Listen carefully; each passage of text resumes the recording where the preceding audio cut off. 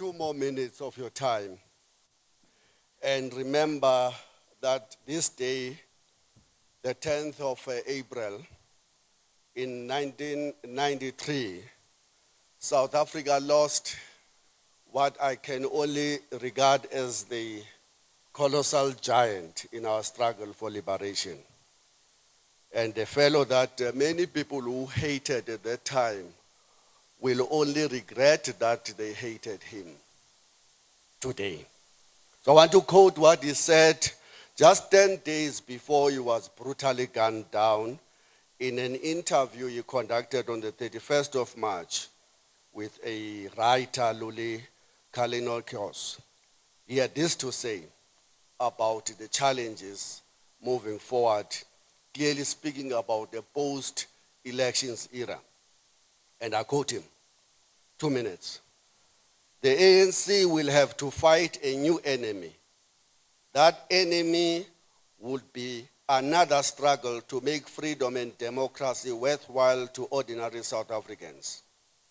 Our biggest enemy will be that, let me repeat, our biggest enemy will be what we do in the field of socio-economic restructuring, the creation of jobs, building of houses, schools, medical facilities, overhauling our education, eliminating illiteracy, building a society which cares, and fighting corruption and those moving into the gravy train of using power, government positions to enrich individuals.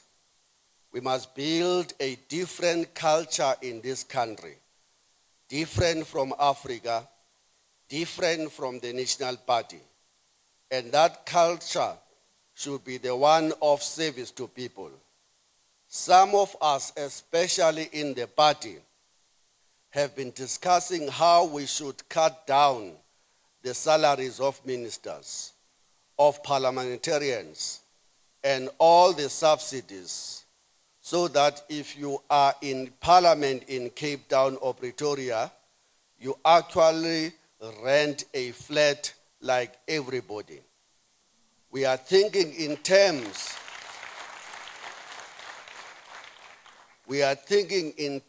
of a number of guidelines so that those people who go to parliament or go into government should do that so that people who go to parliament, we are thinking in terms of a number of guidelines so that people who go to parliament or go into government should be those who are prepared to serve the people, not because it is a way of enriching people.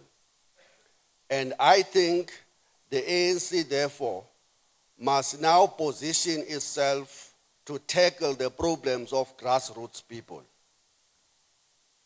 And that is why the ANC must allow the formation of democratic formations in this country, organs of civil society, like civics, independent trade unions, students' organizations, teachers' organizations, organizations of housewives, women, gay, and everybody else, so that it is kept reminded of the need of the people on the ground. End of that quote.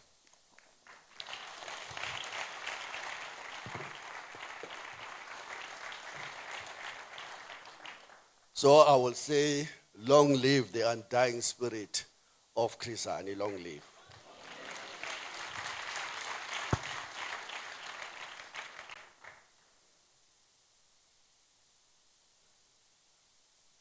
Thank you again for inviting me to address. There was confusion. I was invited whilst I was having a new title, suspended first, then General Secretary. And so I was asked, come and speak honestly in your personal capacity as Unyana Gamazenjan. And so I said, fine, I will come. But then there was Friday, court, And there was then a decision by all to create some truce, even if it is just for an hour. So I'm now a little bit in a dicey situation. I will try to be as honest as I could be, because I guess you wanted to hear a person speaking from a working class trade union point of view, making an assessment of what has happened over the past 20 years of our democracy from a working class point of view. So I'm not going to say things that will make everybody smile. That's why I moved to that podium from that point. So let's start where things should begin from our perspective. Our National Democratic Revolution refers to the change we sought throughout the colonial and apartheid era to defend or to defeat oppression rather, and exploitation, and replace it with a new South Africa which will be democratic, united, non-racial, non-sexist, but prosperous. The National Democratic Revolution has its primary task to defeat the three interrelated and antagonistic contradictions of national oppression, exploitation, and gender triple oppression. In simple terms, black people's oppression was not only based on their color, but was equally a function of the inherent exploitation of a special colonialism and capitalist system. African people faced a triple oppression in their homes, in society, and in their workplaces. The revolution therefore sought to resolve the marginalization of women, especially black and African women in particular. In that sense, it aimed to reconstruct the relationship between men and women on a more equal basis in the household and in the public sphere. Central to the program of the Alliance is building a more egalitarian society, where the gap between the various strata in society is not wide or not as wide as it is currently, a situation the movement inherited from the apartheid and colonial era. The Freedom Charter is a vision to reconfigure society on a more equal basis, and this requires radical changes in society. The Freedom Charter envisaged a politically and economically inclusive society for all. We cannot be content with the transfer of political power from the minority to the majority. State and mass political power must be used to advance the social and economic transformation of our society. I'm quoting in some document deliberately, so that if somebody says, hey, Khalil, I can say, but this is the document. Having said this, let me again go back to one document that I regard as one of the fundamental tenets of our revolution from the Liberation Front point of view, led by the African National Congress. 1969, during the very dark days of our struggle, our people gathered somewhere in Tanzania, and they have this to say, and I want to quote: "Our nationalism must not be confused with chauvinism or narrow nationalism of the previous epoch. It must not be confused with the classical drive by an elitist group amongst the oppressed to gain ascendancy so that they can replace oppressor in the exploitation of the mass. And then it says, in our country, more than any other part of the oppressed world, it is inconceivable for liberation to have meaning without a return of the wealth of the land to the people as a whole. It is therefore a fundamental feature of our strategy that victory must embrace more than formal political democracy. And then my favorite line, it says, to allow the existing economic forces to retain their interest intact is to feed to the root of racial supremacy and does not represent even the shadow of liberation. End of quote. I like that line. I quote it all the time, every time I go to bed. To allow the existing economic dynamics to retain only feeds to the roots of racial supremacy and does not represent even the shadow of liberation. So today, challenging time, divisions in the organizations, divisions in the people's camp. I have said that most of the divisions are not necessarily caused by ideological or political differences. I have said that most of the divisions and strife in organizations are caused by attempts by various factions to push each other away from the dinner table. But having said that, I must also point out that some of the divisions are caused by our different reading of the 20 years of this democratic breakthrough.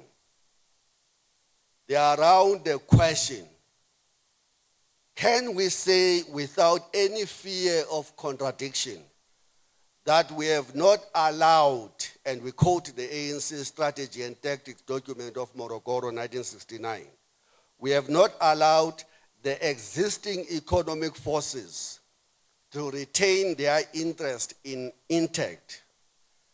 A debate on the historic goals of the National Democratic Revolution, which have led to the divisions at this moment. One intellectual giant of the African continent, Amilcar Cabral, have this to say, which I want to quote. I always quote this over and over.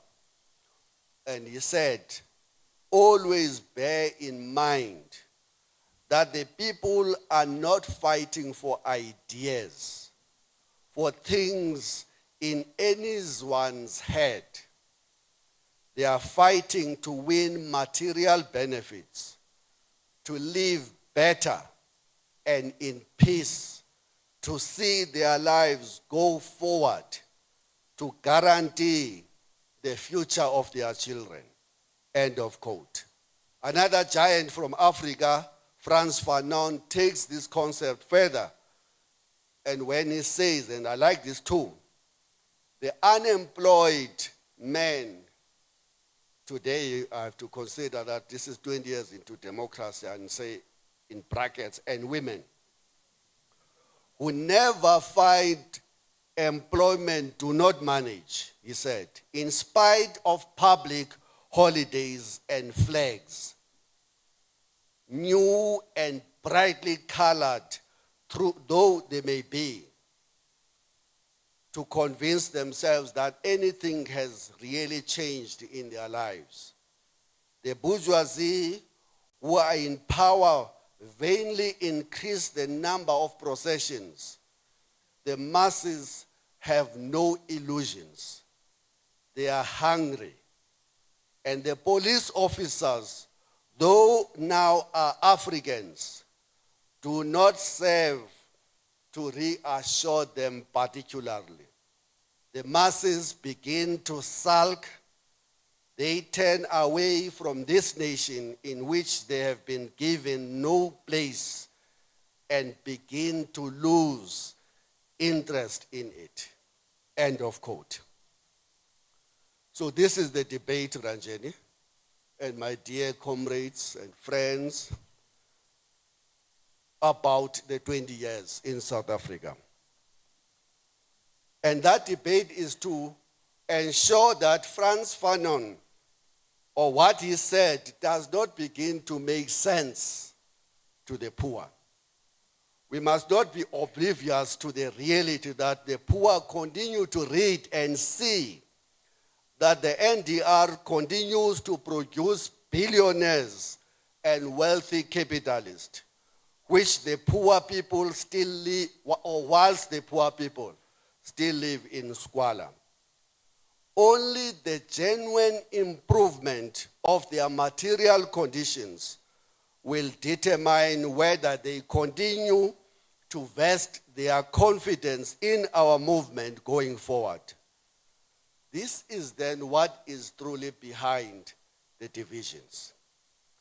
The task of a revolutionary trade union is to expose and isolate elements that seek to enrich themselves from the labor and the hardships of the people.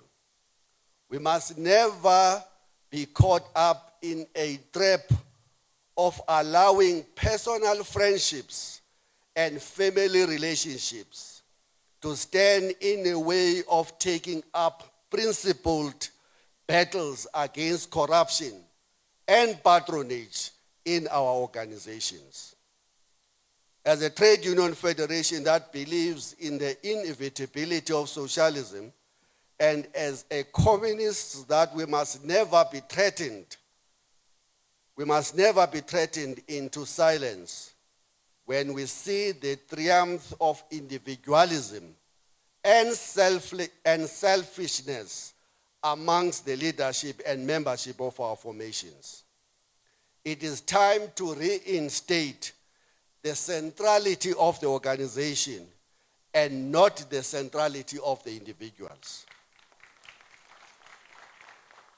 Louis Shaoqi, one Communist Party leader in China, taught us some valuable lesson when he had this to say about building the organization. Very important. Quote, "Some people habitually place their personal interests above those of the party when it comes to practical matters. They are preoccupied with personal gain and loss and always calculate in terms of personal interests. They abuse the public trust, turning their party work to private advantage of one kind or another. Or they attack comrades they dislike and wreak private vengeance on high-sounding pretexts of principle or party interests." End of that quote.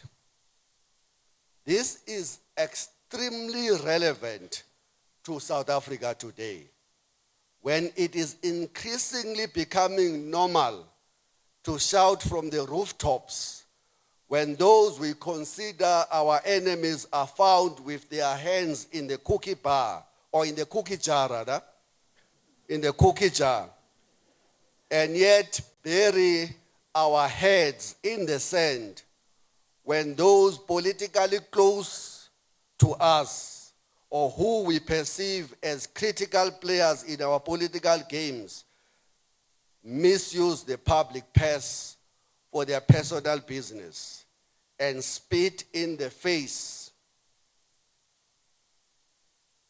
of our people. Communists always desist from trailing individuals. They refuse to become prisoners to personal loyalties, but are always willing to become willing slaves of the only revolutionary class in society, the working class. So let's be reminded of the essence of the revolution again. The NDR, the revolution, is about a thoroughgoing radical transformation of society and property relations. There have been numerous warnings against the danger of superficial change. Put another way, there is a danger of simply replacing a white ruling oligarchy with a black one, leaving the social and property relations essentially unchanged. And the ANC 1969 Morogoro Strategy and Perspective, in particular, was scathing on this as an acceptable outcome of our NDR. The Freedom Charter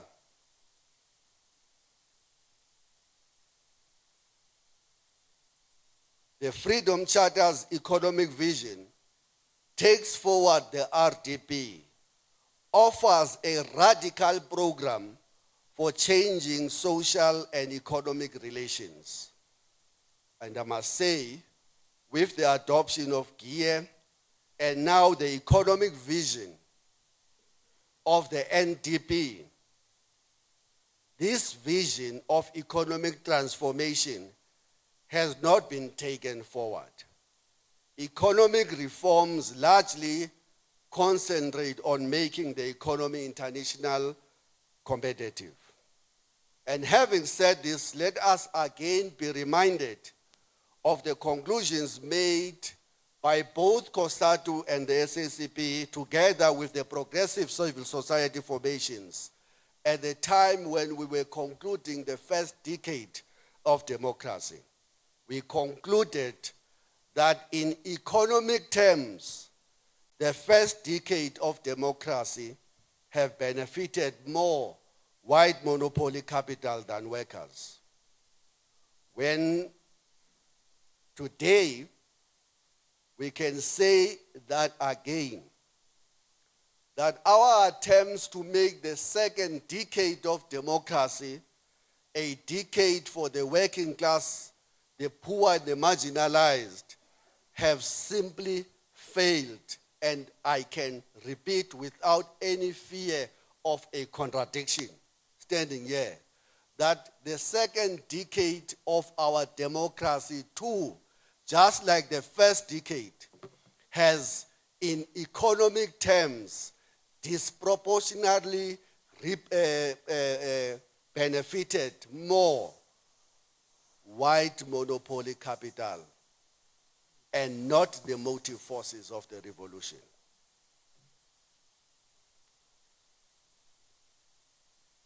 Colonialism stole the country's wealth, exploited our national riches and the cheap labor of migrant workers in order to develop an economy that served to maximize the profits of big multinational monopoly companies in the colonial countries. Apartheid denied the majority of South Africans all basic human and democratic rights, in particular the right to vote. It forced them to live and work where the government ordered. It barred them from all the good and paid or better paying jobs, and even told them who they could and could not marry. Now we have a democratic constitution and laws which guarantees human rights and freedoms. We can vote, join any party, and protest against government or any institution. We are protected from arbitrary arrest and imprisonment and from discrimination on the grounds of race, gender, disability, religion, or sexual orientation. Workers have won important constitutional guarantees, including the right to fair labor practices, the right to form and join trade unions, to strike and picket, and to collective bargaining. In terms of material benefits, the people receiving social grants have increased from 3 million to 16 million. Over 3.3 million free houses have been built, benefiting more than 16 million people. About 12 million households have had electricity, 7 million more than in 1994. Around 92% of South Africans have access to potable water, compared to 60% in 1996. And twice as many young people attend university, twice as many graduated in 2012 than in 1994. And more than 1.4 million students have benefited from the National Student Financial Aid Scheme. These advances explain why Cosatu remains firmly in support of the African National Congress. On social issues, they do indeed, that's the ANC government, have a good story to tell. But on hardcore economic transformation, the story is not good at all. And yet, despite all of these advances in 1994, we are seeing an unprecedented levels and wave of strikes at the community levels. Clear evidence that millions of South Africans feel that they have been left out of a new South Africa. That's why they have human rights and political freedom. These have not been matched on socio-economic front.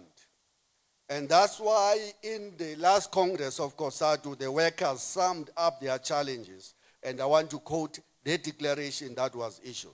Mr. Vavi, I need to warn you about time. How much minutes? Your time is now exceeded. Have exceeded? Okay, let me say this a little bit. Okay. Just, I know you haven't been speaking for quite a while. yeah, and all my life have been about negotiations. And this is my conclusion then. It said workers, whether in far-flung rural areas or urban slums, say that they are no longer prepared to tolerate poverty wages. Mine workers who produce our wealth in the belly of the earth are earning a tiny fraction of the surplus they produce. Farm workers who produce our food work under near slave conditions. Retail and commercial workers, many casualized women without basic benefits, barely make enough to pay for their transport. Security workers who protect us, and transport workers who take us to work unbelievably for long hours for a pittance. Our nurse, teacher, and police are not being fairly paid for the valuable service they provide. The majority of these workers, together with workers in the clothing factories, the foundries, the countless plants around the country, work long hours and face dangerous conditions for poverty wages. Workers are demanding that the people share in the country's wealth as promised by the Freedom Charter. And they are speaking through their structures, but more importantly these days, they are speaking in the streets. I would have liked to speak about the extent of our inequalities in society. I hope that somebody asks that question so that I can get an opportunity.